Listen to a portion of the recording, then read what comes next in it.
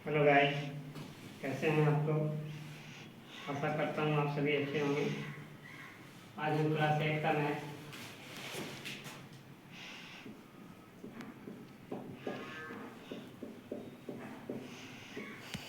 Chapter का नाम है एक्सपोनेंट।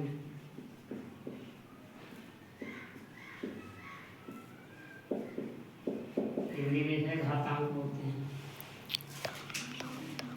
एक्सपोनेंट हिंदी में इसे घातांक कहा जाता है।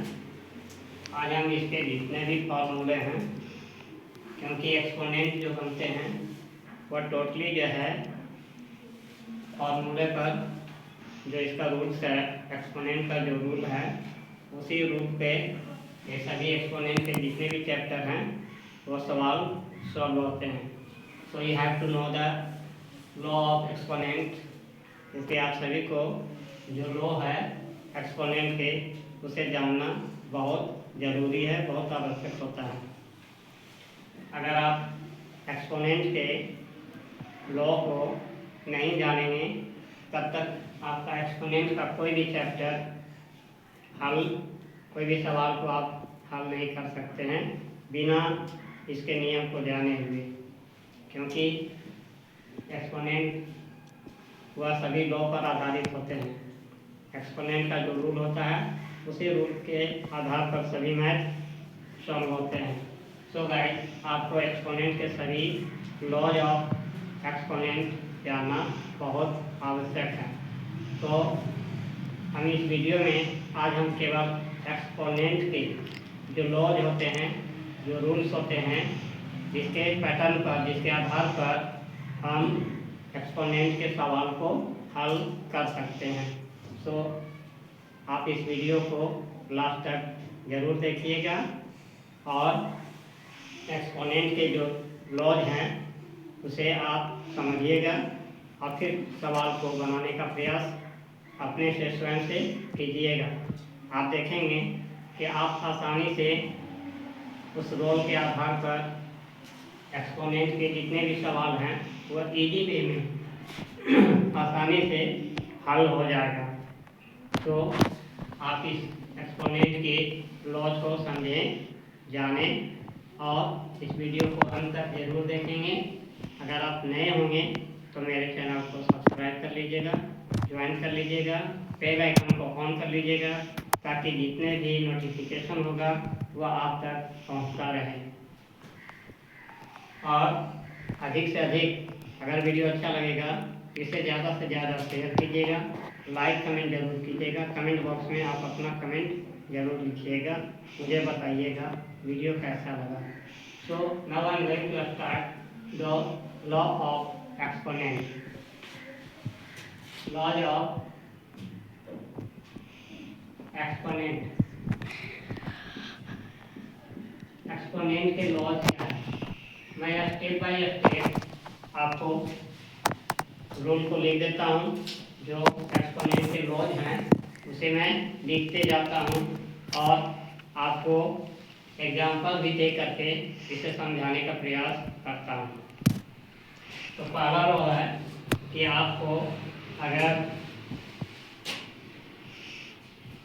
a बाई बी का पावर अगर माइनस में है, अगर n है, कोई भी संख्या बटे के रूप में है, a बटा b के रूप में है, अब उसका अगर घातांक एक्सपोनेंट अगर n है, n मीन्स एनी नंबर, कोई भी संख्या हो सकता है, 2 भी हो सकते हैं, 3 भी हो सकते हैं, 4 भी हो सकते हैं, 10 भी हो सकते हैं, 15 भी हो सकते हैं। सो गाइस, आप देख रहे हैं कि यहाँ माइनस में है, माइनस a बाई बी और ब्रैकेट माइनस n है।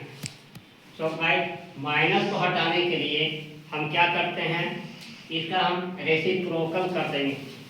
रेसिप्रोकल का मतलब होता है अपोजिट कर देना, यानी विपरीत कर देंगे, उल्टा कर देंगे। उल्टा कर देंगे तो क्या बन जाएगा, यानी b बाई a का होल पावर n हो जाएगा। ये पहला आपका एक्सपोनेंट का लॉ है। दूसरा लॉ आता है, तो एक पहला लॉ हो गया दूसरा लॉ कहता है कि अगर किसी भी संख्या का, मान लिया कि a बाई बी कोई संख्या है जिसका पावर अगर 0 है, होल ब्रैकेट 0 है, a by b whole bracket power exponent 0 है, तो हम जानते हैं कि किसी भी संख्या का पावर अगर 0 होता है तो उसका वैल्यू क्या होता है, 1 होता है। कितना होता है, 1 होता है। यह सेकेंड स्टेप हो गया। थर्ड स्टेप कहता है गाइस कि आपको अगर कोई दो संख्या है, अगर यहाँ देखेंगे a बटा बी का whole power n into a बटा बी का होल पावर m है। अब गाइस देख रहे हैं कि दोनों का बेस सेम है, यहाँ भी a बटा बी है, यहाँ भी a बटा बी है। जब आपका सेम संख्या रहेगा लेकिन एक्सपोनेंट अगर अलग अलग रहेगा और दोनों के बीच अगर गुणा करना है तो आप इस प्रकार के सवाल को हम कैसे हल करेंगे। तो क्योंकि बेस जब सेम है और न्यूमरेटर भी सेम है, डिनोमिनेटर भी सेम है, तो a बटा बी का होल पावर जो यहाँ गुणा में है तो यहाँ आ जाता है m प्लस n, यानी जो एक्सपोनेंट है वह जुड़ जाता है। एक्सपोनेंट क्या हो जाएगा, जुड़ जाएगा, यानी एक्सपोनेंट यहाँ ऐड हो जाते हैं। तो एक्सपोनेंट जब ऐड हो जाएगा तो आप एक्सपोनेंट को जोड़ करके फिर जो भी a और b की जगह पर जो संख्या रहेगा उसका हम हल कर सकते हैं। चौथा है कि अगर a बटा b का पावर n है और भागा है, फिर a बटा b का पावर m है। यहाँ गाइस देख रहे हैं कि यहाँ भी आपका जो डिनोमिनेटर है और न्यूमरेटर है सेम है, लेकिन एक्सपोनेंट डिफर है, एक्सपोनेंट अलग अलग है और बीच में क्या है, भाग का, माइनस का, भाग का चिन्ह है। तो इस प्रकार के जो अगर इस पैटर्न पर आधारित जो भी सवाल रहेंगे उसे हम कैसे हल करेंगे। तो गाइस यहाँ कुछ नहीं करना है आपका, क्योंकि न्यूमरेटर और डिनोमिनेटर सेम है तो न्यूमरेटर और डिनोमिनेटर सेम को लिखेंगे, 1 टाइम लिखेंगे और यहाँ क्या करेंगे, इसमें तो जुड़ गया था, गुना में तो जुड़ जाता है, लेकिन जब भागा रहता है तो क्या हो जाएगा, n माइनस m, यानी एक्सपोनेंट जो है वह घट जाता है, यानी एक्सपोनेंट को क्या करेंगे, घटा देंगे। अब अगला स्टेप आता है कि अगर जो है पांचवा स्टेप है, अब है 1 बटा बी का होल पावर m और मंजरी को इंटू n। तो इस प्रकार के जो सवाल रहेंगे गाइस तो क्या करेंगे, इस प्रकार के जो सवाल इस पैटर्न पर आधारित जो सवाल रहते हैं उसे हम किस तरह से हल करेंगे। तो इस प्रकार के सवाल को हल करने के लिए आपको कुछ नहीं करना है गाइस, आपको बस क्या करना है, आपको, क्योंकि यहाँ आपका चिन्ह है, एक सिंबल छिपा हुआ है, एक सिंबल क्या है, यहाँ इंटू का चिन्ह छिपा हुआ है। इस प्रकार के सवाल को क्या करना है, a बटा बी का whole power m into n, यानी m हो जाता है, या हम इसको इस तरह से लिख सकते हैं a बटा बी का whole power m into n, m into n, बीच में इंटू का यानी गुना का यहाँ पर ही चिन्ह होता है, यानी कि गुना कर दीजिएगा एक्सपोनेंट को, m और n को, जो भी एक्सपोनेंट के जगह पर जो संख्या रहेगी वो दोनों संख्या को गुना कर देंगे और उसके बाद फिर हम सवाल को हल करते हैं। अब एक सवाल लास्ट है जो एक्सपोनेंट का रूल है गाइस, वह है लास्ट में जो बहुत ही इम्पोर्टेंट लॉ होता है, बहुत ही इम्पोर्टेंट वह रूल है और उस रूल को आपको बहुत ध्यानपूर्वक समझना है, देखना है। फिर मैं एक एक करके इन सभी के ऊपर जो है ना एक एक एग्जाम्पल दे करके आपको मैं बता दूंगा, ताकि और जो है यह जो रूल है वह आपको अच्छी तरीके से समझ में आ सके। तो गाइस आप ध्यान से देखिएगा, जो छठा है और लास्ट जो एक्सपोनेंट का रूल है वह है आपका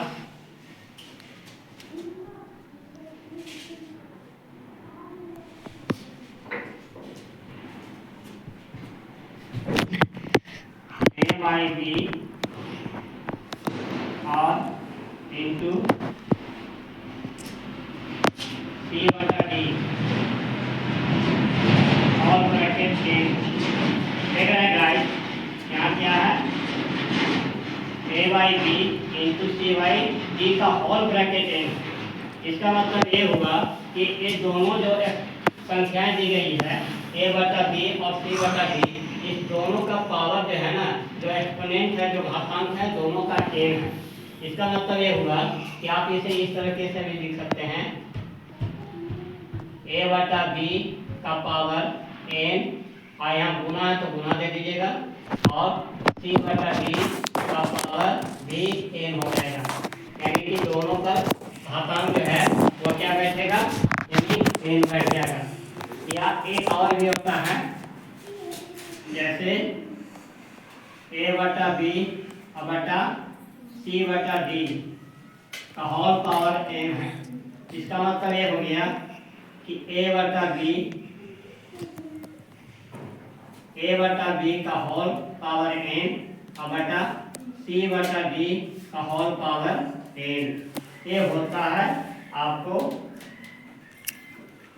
एक्सपोनेंट का कुल 6 नियम हैं, और इस 6 नियम को हम जब माइंड में रखेंगे तो आपको इस पर आधारित जितने भी सवाल होंगे वह आसानी पूर्वक हल हो जाएगा।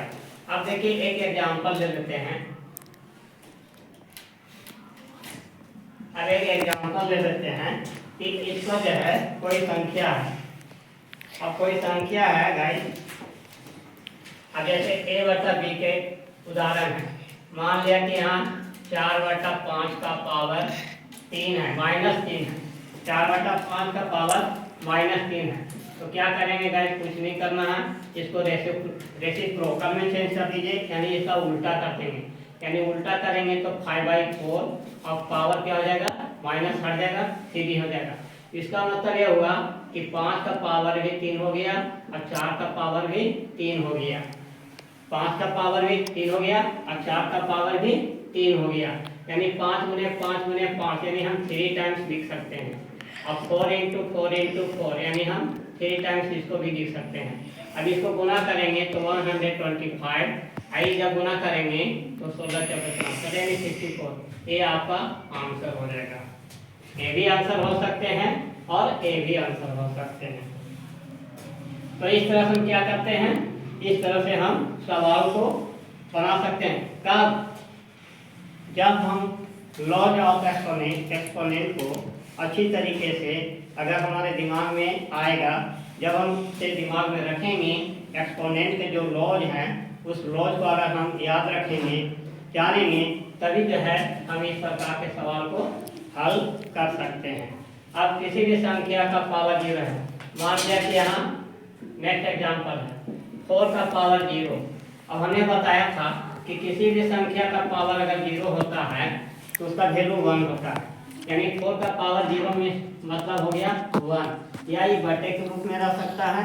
तो 4/5 का होल पावर 0, या तो इसका मतलब यह होगा कि 4 का पावर भी 0 और 5 का पावर भी 0।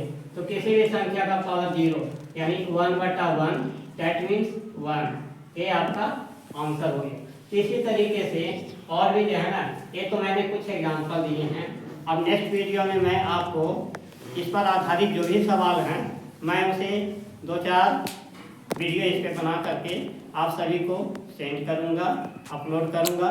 आप उन सभी वीडियो को देखिएगा, एग्जाम्पल को, ताकि आप जितने भी कन्फ्यूजन होंगे उन कन्फ्यूजन को दूर कर सकते हैं। Thank you. जय हिंद, जय भारत।